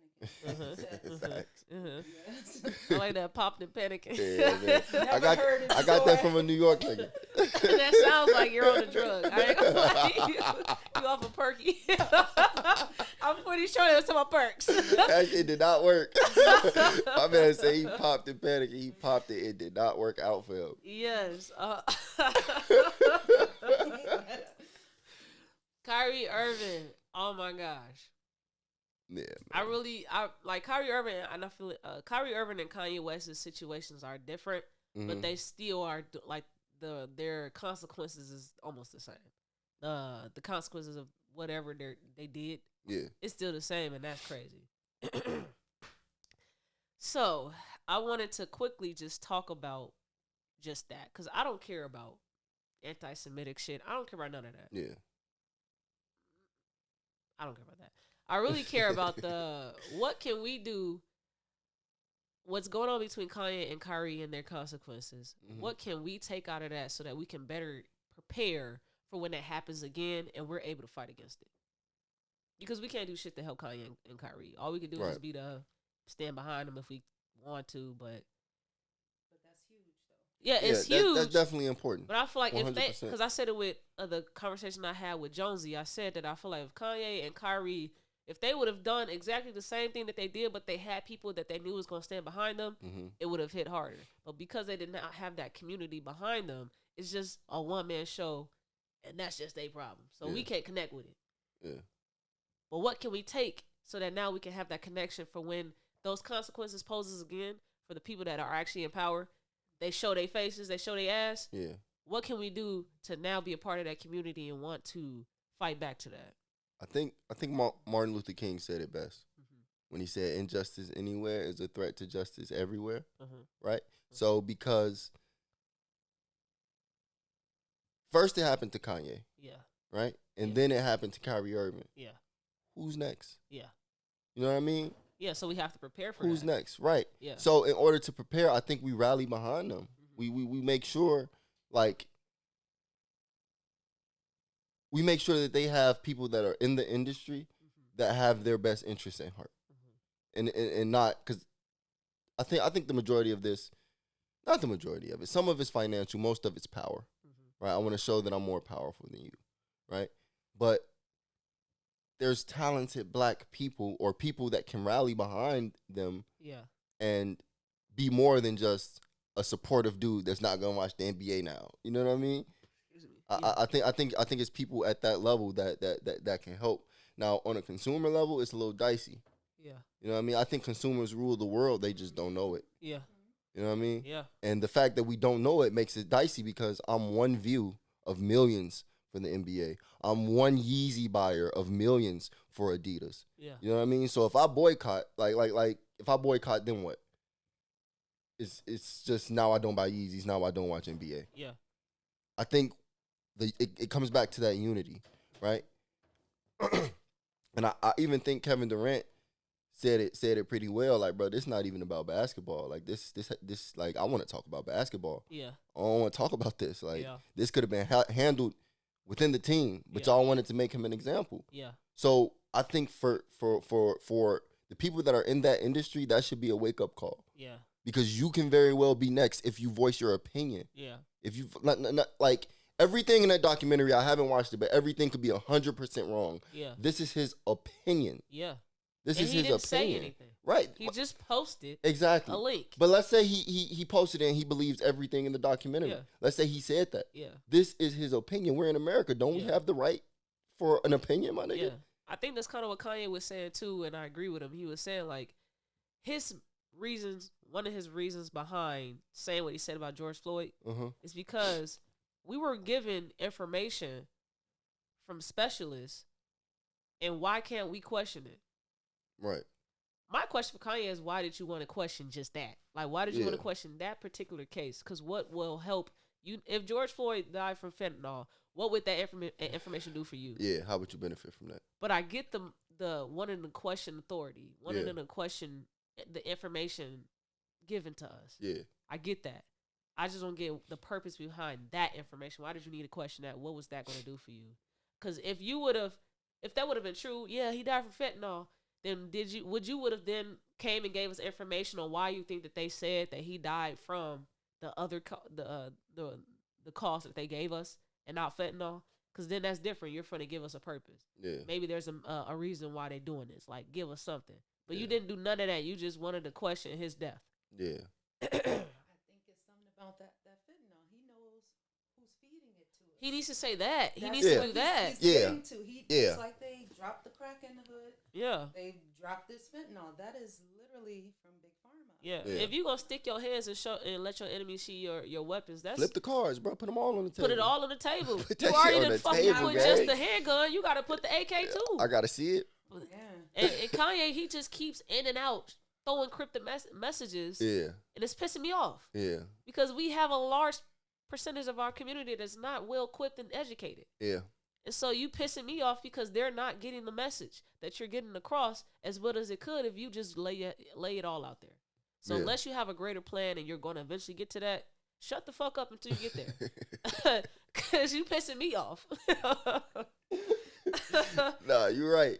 You're right. I also think that, like you say, a lot of these things he's saying is incomplete without the complete idea. Yeah. My nigga, like, you can't come say that, like, in his most recent interview. I don't know if you saw I know it. you're talking about, But he's talking about sacrificing all these people. You can't Yeah. say that. You can't say that. And then not tell us what the fuck that mean, bro. Yeah. Because now you dancing on conspiracy theory. And Yes. while that's, you know, something, right? It's something to be looked at. Yeah. Bro, I can't then go to a person who's not equipped in conspiracy theories and say, hey, bro, they killing people in Hollywood. Yeah. You know, I can't say that because the average Yeah. motherfucker will be like, shit, niggas die everywhere. Yeah. Or, bro, they not doing that. Yeah. You have to say what you mean and mean what you say at this Yeah. point, Kanye. Yeah. Because your deals are done. Why are we sugarcoating shit? Just put it on the table, bro. Yeah.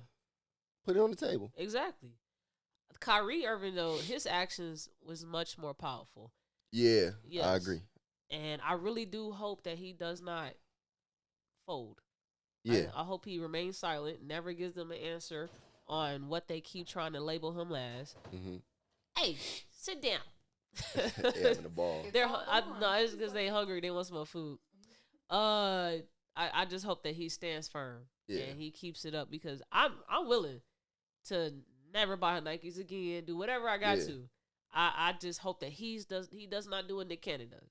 He stands firm. Yeah. And that's it. Explain that. What's the deal with Nick Cannon? So Nick Cannon First of basically all, is the first person. First of all, Kyrie Irving not gonna fold. When have we known Kyrie Irving to fold? We don't know, man. Money. Some people value money over a lot of other things. So we don't. I ain't gonna speak on Kyrie. I just hope he doesn't. Okay. We could leave it there. Yeah. Nick Cannon, he basically had a show on YouTube, kind of like a podcast on YouTube, and he basically had somebody on, and he was just talking about how he think white people, bless you. Thank you. White people are savages. They're the real savages. Mm-hmm. Kind of just getting into like the I remember. So they pretty much took everything. Basically, they did what they did to Kanye. They did that to him, and he came back and said, "I'm sorry," and I shouldn't have said that, and didn't stand on the stuff that I would deem to be not incorrect.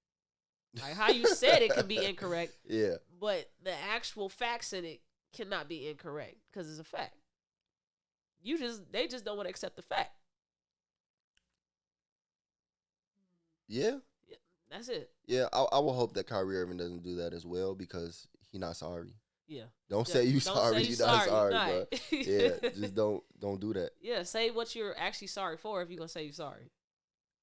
Yeah, but I don't think he's sorry about none of this. I don't think he's sorry he shared the shit. I don't think he's sorry that what's in the shit might not be 100% what he believes in. I don't think none of it. I don't think he's sorry about any of this. Could he be sorry that he hurt people's feelings? Could he be sorry for that? Yeah. He could be, but I don't think he is. Just say that. Yeah, he could be, but I don't think he is, though. Yeah, I feel like that's what he said. What was that? Really? That came. I thought I put on Do Not Disturb. Did it stop recording? Okay. We at 142. Okay, we've I wanted us to just go through some of the statistics that I got from Kyrie Irving's actions. So the doc that he put on his story, it is now the best-selling book in Amazon's religion and spirituality and social sciences category. Talk to me nice. Talk to me nice. Audiobook sales are through the roof for the work characterized by the Anti-Defamation League as amplifying long-lasting anti-Semitic tropes about Jewish power, control, and greed. That is what the Anti-Defamation League has said about the books. But it is number 9 on Apple's books and 13th on Audible's respective top audiobook list. And then lastly, print sales for the book has soared. This book has been out since 2015. It has sold 189 units in the week since last Friday. And so that's roughly an 800% increase in sales. Damn. Marking one of the best-selling weeks for the book since 2015. And so people are consuming it. Yeah, and that's why they're mad. Yes. That's why they upset, bro. They're not mad. They're afraid. Yes, That's they're why afraid. they're afraid. Yeah. Yes, they're afraid. Yeah. Yes, and I keep seeing people say, "Why aren't you mad at Amazon?" Because it's a difference. This is what Kanye was trying to say, and what he kind of was saying when he said that shit about sacrificing. Mm-hmm. They can't control me because I didn't do anything that they can use against me. Yeah. So I do believe that there's bad shit that you have to do to acquire fame. I think that there is stuff that you do have to do if you want to remain relevant. I think that they have the power to push what's relevant beyond what black culture does. Like black culture can say like, yeah, that rap song's great. We're going to help it get to number one. They really the ones that's going to tell us what's number one and what's not number one. Yeah. They can do that shit. Yeah.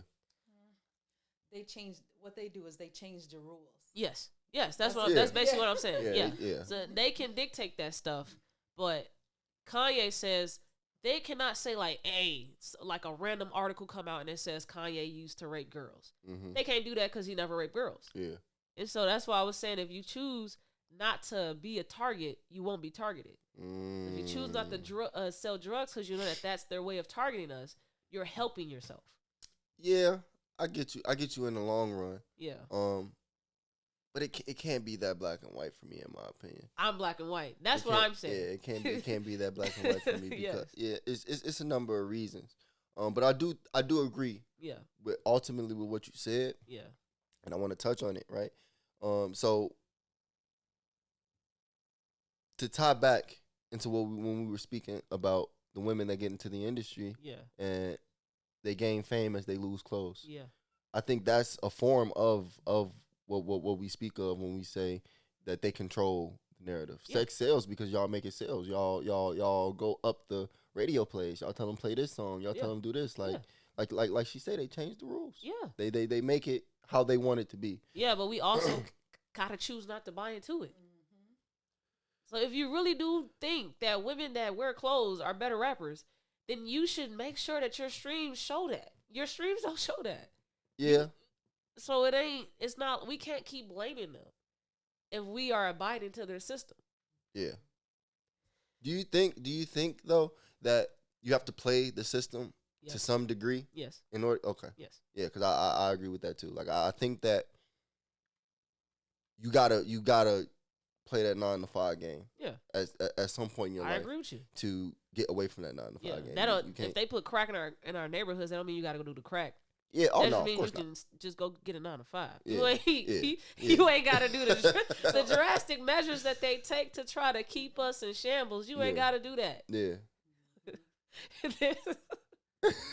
Because people really believe that, no, I have to sell this. Like, they have to do that stuff. I mean, I think that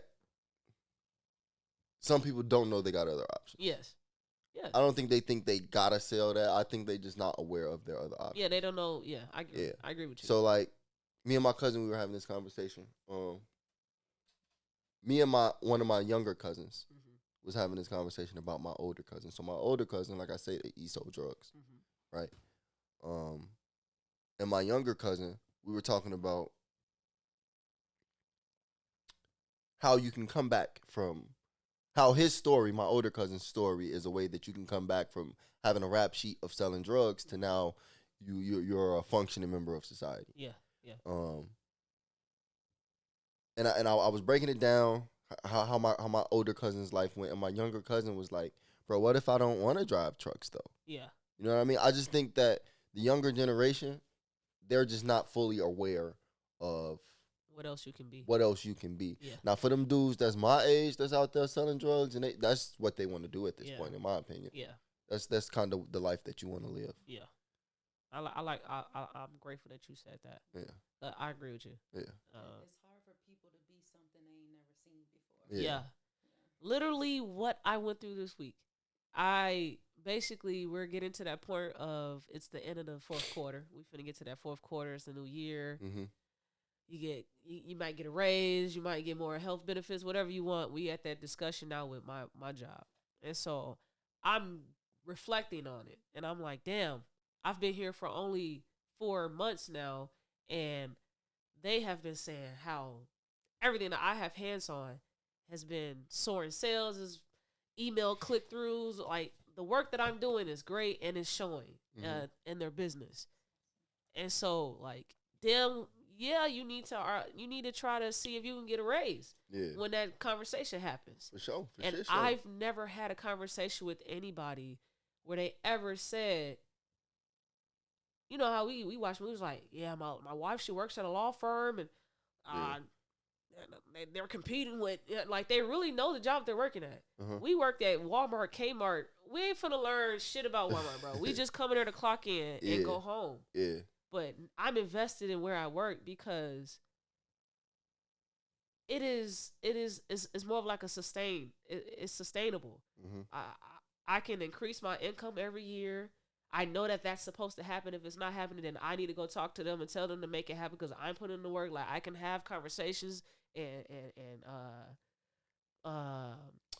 what is it called? Negotiate, like all of that shit. I could do that, and I've never heard anybody say that or show that or do anything like that because they never did it. Yeah. Like I'm literally the first in my family, I feel like, to do something like this where you're in a career that is supposed to be like the American dream. Yeah. You grow with that job, you go through college, you stay there for as long as ever, you raise a family. Yeah. And I feel like I'm like the first. Yeah, no, I'm also in a very similar position. Yeah. I told my sister I was off for Veterans Day because it's a national holiday. She's like, "Oh shit, you got a job." Yeah, I got to work still. you got a real career. Yeah. And yeah, it's like you say, you don't necessarily know how to have these conversations because you didn't see those people before you having those conversations. But my nigga, TikTok is amazing. You can go through and vet that shit and figure out how to do that. Yeah. And ask those questions and start those conversations because if I'm punching the clock, I'm getting what I'm worth out this motherfucker. You know what I'm talking about? Yeah. I think I was having this conversation with my homie. I want you to weigh in on it. But I told him the nature of a business is to exploit employees. How do you feel about that? I don't think that's what it's supposed to be, but that's what it is. Yeah. Yeah. I'm with you. Yeah. The pushback I was getting from him was, well, this business that I work for, it'll help me buy a car, provide for my family, provide for, do the things that I need to do. And that's cool. Yeah. But if I'm giving you my time, my energy, and my effort, and I'm generating this for the company, you shortchanging me. You cutting me out if you giving me less than what I generate. You get what I'm saying? Yes. So whenever you go have that conversation, my nigga, make sure you getting what you bringing in. Yeah. To some degree. They are so angry. Yeah, them niggas hungry. I'll go feed them after we done. Me and Cal kind of talked about that. He said, like, we mad at the wrong rich people. Like, we should be mad at Jeff Bezos and not Jay-Z. I feel like we could be mad at both. We could be mad at both. We definitely could be mad at both. More the anger should go towards Jeff Bezos because the nigga is the richest person in the world and he has so many employees and they are marked at 15 plus up. And the most you could make as just being like someone that is a part of distribution and handling, package handling, you make like 21. Yeah. 22. The niggas that's actually touching the packages, delivering them, And they should be making much more if you're able to provide that for them. Yeah. Because without them, you wouldn't have this business and you wouldn't be one of the richest people in the world if they all quit today. Yeah. So you need to make sure the people that's taking care of you taking care of them. For sure. I've always said, I'm actually, we could talk more about it, but I actually want to start a company.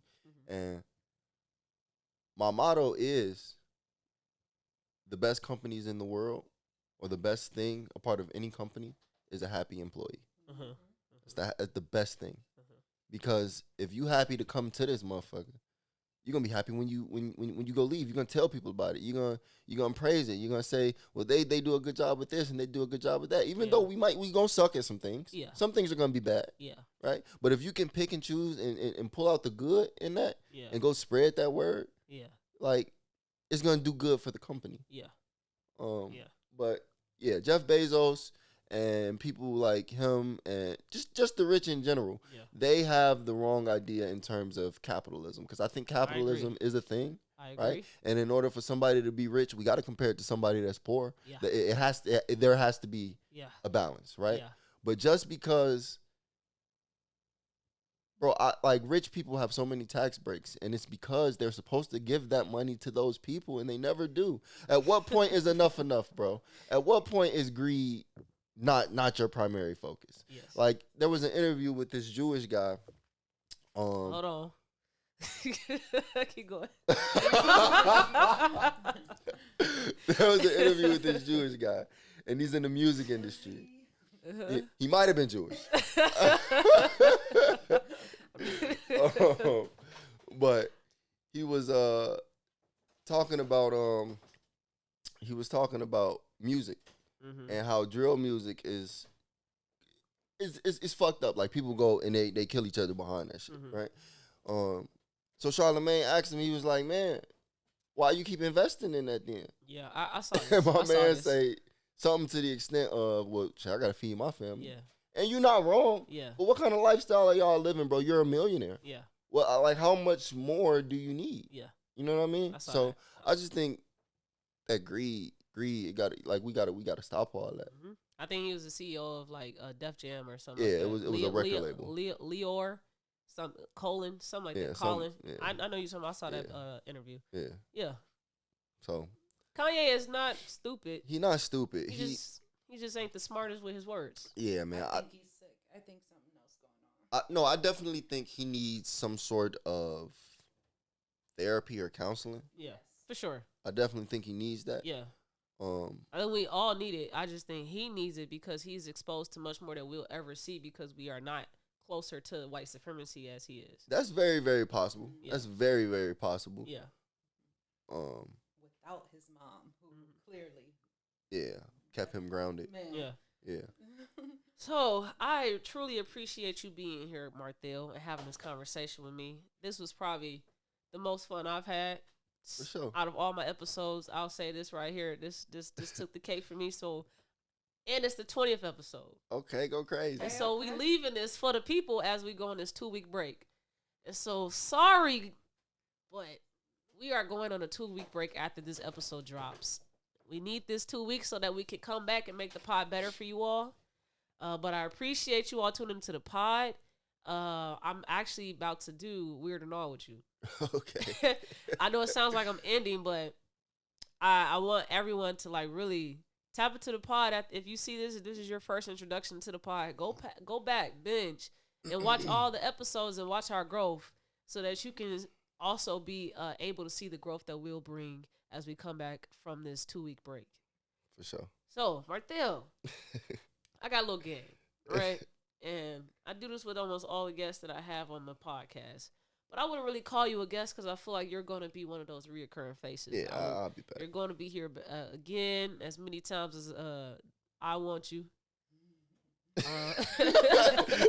All right. I gotta let you know that. Scorpio shit. Well, yeah, Scorpio shit, man. You can't come just because you're my friend. But you know Weird or Not. You Yeah, support I'm the familiar. pod heavy. I'm familiar. But for the people that are new to the pod, Weird or Not is a game where I will give Marthel a headline, and he's supposed to let me know if he think that that's weird or no, and give a 1-sentence reason for why. So let's get to it. New mom dies after doing cocaine on the first night out after birth of baby. Weird or no? That's weird, bro. Why? That's weird, bro. Okay. So, nah, it's not weird. Okay. It's not weird because that's reality for some people. Okay. I wish I had so much more, like more than a sentence, because I have so much more than I a bet sentence. you do, but you But get one. it's not weird because that's a reality for some people. Okay. Adidas will continue to sell Ye's shoe designs without the Yeezy name. Weird as fuck. Why? That's weird. We know what happened. The hell? We know what's going on. Okay. Y'all weird as hell. Pay my man. Y'all gotta do something, bro. That's weird. Wes Moore makes history as he becomes Maryland's first black governor. Weird or no? Nah, that's not weird. Why? Nah, that's kind of weird. Why? That's kind of weird. It's 2022, and this is the first black governor. That's pretty Yes. weird, bro. Yes. Well, anytime I'm president, this is the first governor. There's a bro. lot of black people in Maryland. That's tough. Investigations claim companies could knowingly be selling cancer-causing relaxers to black women. Weird or no? I really wish I could say both. Okay, but you can't. Right. So I'm gonna say no. It's not weird.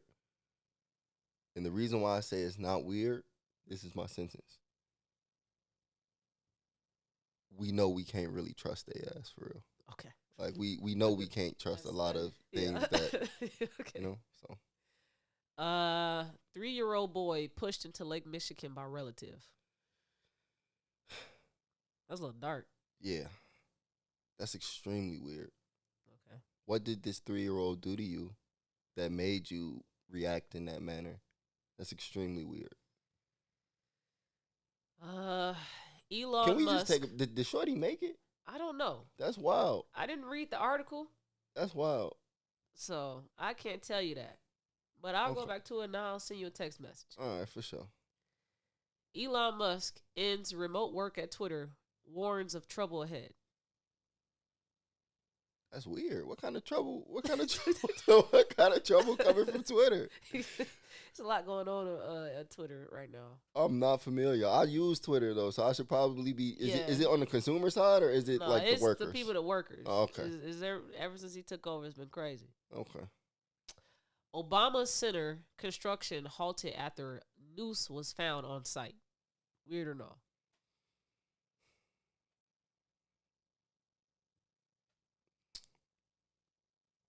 I would say that's weird. Why?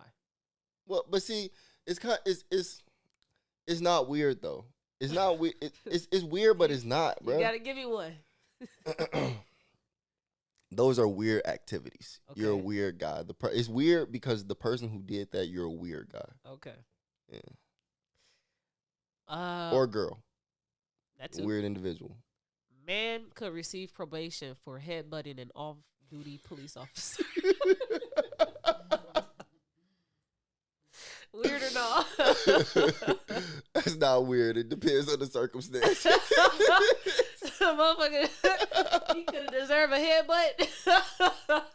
If you headbutt anybody, your ass should get something. Yeah, but some people deserve. I mean, some people deserve to get hit sometimes. Like you just can't be talking mad shit and expect me to have zero reaction 100% of the time. All the body parts to use to hit somebody, you talk back with your head and say, "Huh, you gonna do that?" See, in my head, he was handcuffed. Okay. In my head, he was handcuffed. Okay, so it was okay, like, fuck, take that with you. Type Okay, shit. okay, that's good context. Chris Evans was named this year's The People's Mag Sexiest Man Alive. That's weird, because who the fuck is Chris Evans? Captain America. Weird. It should have been Boosie. That's weird, bro. Okay, last one. Thai woman facing up to 5 years in prison and a $13K fine for eating bat soup in a viral video. Weird or no? That's weird. She was chasing clout, bro. Unless she really wanted that soup, she was chasing clout, and you weird for that. Okay. The mama said, "You are not finna start COVID again, please." Thank you for niggas eat bat. Gee, I don't. Niggas can't be eating bat. I don't eat bat. Okay. So some people like. I'm gonna bat. do some research. Some people like chitlins. So who am I to judge? You're right. You're right. So, thank you, Barthel. G. Thank you for coming. For sure. And there will be more episodes with us. Definitely tune into the next time that we come back because it will be different. And I just want to show that growth. All right, for It's sure. going to be different. But yes, if you are on YouTube, make sure you like, comment, subscribe, and hit that bell. And if you are on your favorite streaming platform, make sure that you thank you for tuning in. I'm sorry. Thank you for tuning in and make sure you leave a rating. Thank you. See y'all. Deuces. Just watch the damn podcast.